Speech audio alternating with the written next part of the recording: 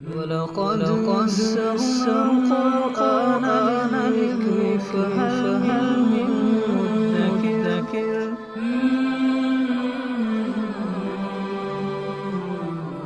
سورہ اعراف آیت نمبر 40۔ اعوذ باللہ من الشیطان الرجیم، بسم اللہ الرحمن الرحیم۔ ان الذین کذبوا بآیاتنا واستکبروا عنہا لا تفتح لهم ابواب السماء ولا يدخلون الجنة حتى يلج الجمل في سم الخياط وكذلك نجزي المجرمین۔ اس سے پہلے ایک جگہ مذکور تھا کہ اللہ تعالیٰ نے عالم ارواح میں جہاں اپنی ربوبیت کا اقرار لیا تھا روحوں سے، وہاں یہ اقرار بھی لیا تھا کہ دنیا میں جب جاؤ گے تو ہمارے جب رسول ہماری آیات لے کر آئیں گے تو تم ان کی تصدیق کرنا اور ان کی اتباع کرنا۔ ان آیات میں اس کے نتیجے کو بیان کر رہے ہیں کہ جو لوگ اتباع کریں گے، ہماری آیات کی تصدیق کریں گے، ان کو کیا ملے گا،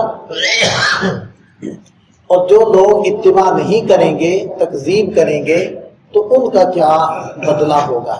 تو ارشاد فرمایا کہ ان الذین کذبوا بآیاتنا، یقیناً وہ لوگ جنہوں نے ہماری آیات کو جھٹلایا، واستکبروا عنہا، اور ان کو ماننے سے انکار کیا اور ان کو ماننے سے تکبر اختیار کیا، یعنی تکبر کے طور پر ان کو رد کر دیا۔ لا تفتح لهم ابواب السماء،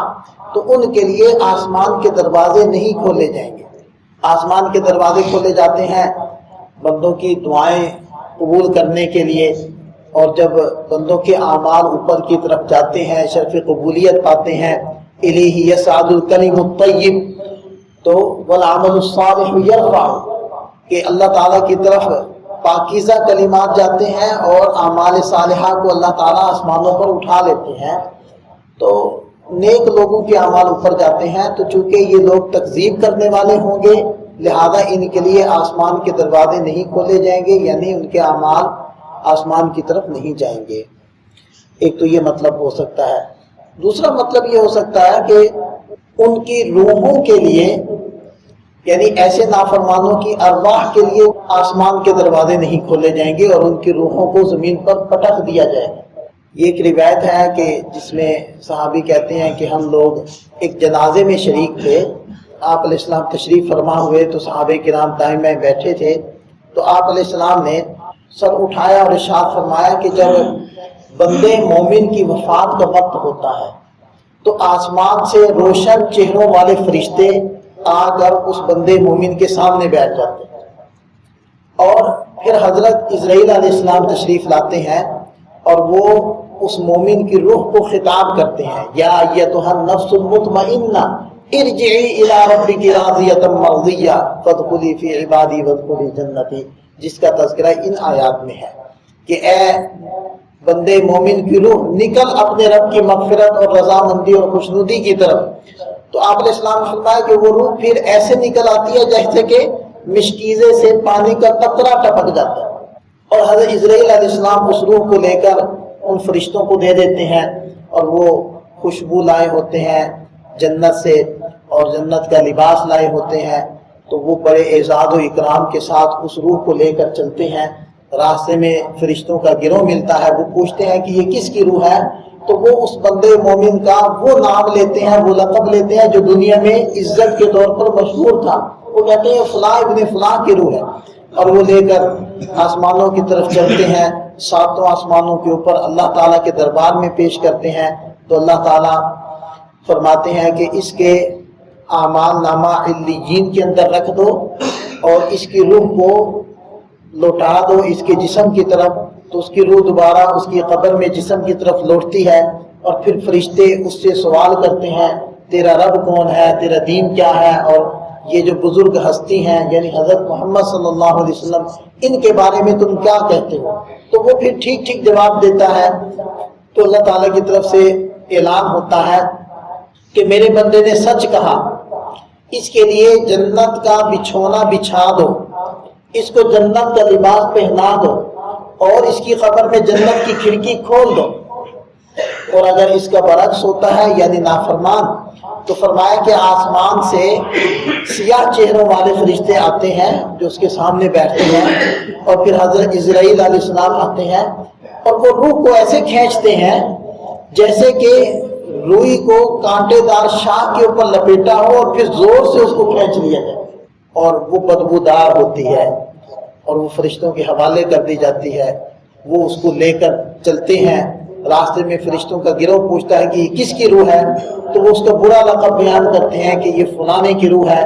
اور وہ آسمان کی طرف لے کر چلتے ہیں تو آسمان کے دروازے اس کے لیے نہیں کھولے جاتے، اس کا نام اعمال بھی سجین میں، اور اس کی روح کو اس کی جسم کی طرف پٹک دیا جاتا ہے، اور قبر میں جو سوال بھی اسے پوچھا جاتا ہے تو وہ کہتا ہے کہ ہاں لا ادری، ہائے افسوس مجھے نہیں پتا ان سوالوں کا جواب کیا ہے۔ تو اللہ تعالیٰ کی طرف سے حکم ہوتا ہے کہ اس نے جھوٹ بولا ہے، اس کے لیے جہنم کا بچھونا بچھا دو، جہنم کا لباس پہنا دو، اور جہنم کی کھڑکی اس کے لیے کھول دو۔ یہ جو آیت مبارکہ میں ہے کہ لا تفتح لهم ابواب السماء، ان لوگوں کے لیے آسمان کے دروازے نہیں کھولے جاتے، تو اس کی تشریح یہ حدیث پاک کر رہی ہے۔ ولا يدخلون الجنہ، اور یہ لوگ جنت میں داخل نہیں ہوں گے حتی یلج الجمل، یہاں تک کہ اونٹ فی سم الخیاط، سوئی کے ناکے میں داخل ہو جائے۔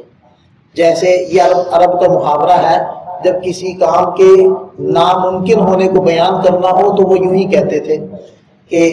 یہ تو اتنا ہی مشکل ہے جتنا کہ سوئی کے ناکے میں اونٹ کو داخل کرنا، تو جیسے وہ ناممکن ہے تو ان کا جنت کے اندر جانا بھی ناممکن ہے۔ وَكَذَلِكَ نَجْزِي الْمُجْرِمِينَ، اسی طرح ہم مجرموں کو بدلہ دیتے ہیں۔ لَهُم مِّن جَهَنَّمَ مِہَادٌ، جہنم کا ان کا بچھونا ہوگا، وَمِن فَوْقِهِمْ غَوَاشٌ، اور جہنم کا ہی ان کے اوپر اوڑھنا ہوگا۔ وَكَذَلِكَ نَجْزِي الظَّالِمِينَ، ظالموں کو ہم ایسا ہی بدلہ دیتے ہیں۔ ان کے مقابلے میں وَالَّذِينَ آمَنُوا وَعَمِلُوا الصَّالِحَاتِ، جو لوگ ایمان لائے اور نیک عمل کیے، آگے ہے اولئک اصحاب الجنہ، یہ ہے جنت والے۔ اس سے پہلے فرمایا لا نکلف نفسا الا وسعها، کہ ہم کسی جان کو ایسے کام کا مکلف نہیں بناتے جس کی اس کے اندر طاقت نہ ہو۔ اشارہ کر دیا کہ تم اس بات سے نہ گھبراؤ کہ ایمان لانے کے بعد نیک عمل کرنا تو شاید ہمارے لیے ممکن نہیں ہوگا، یہ بہت مشکل ہوگا، تو اس بات کو سمجھ لو اللہ تعالیٰ کسی ایسے فعل کا، ایسے کام کا مکلف ہی نہیں کرتے جس کی طاقت نہ ہو۔ انسان سے اتنے ہی عمل کا مطالبہ کیا جاتا ہے جتنی اس کے اندر طاقت اور وسعت ہے۔ آپ دیکھ لیں کہ نماز کی آپ حکم دیکھ لیں کہ جس حالت میں وہ نماز پڑھ سکتا ہے اسی حالت میں نماز پڑھنے کا اس سے مطالبہ ہے۔ تو اسی طرح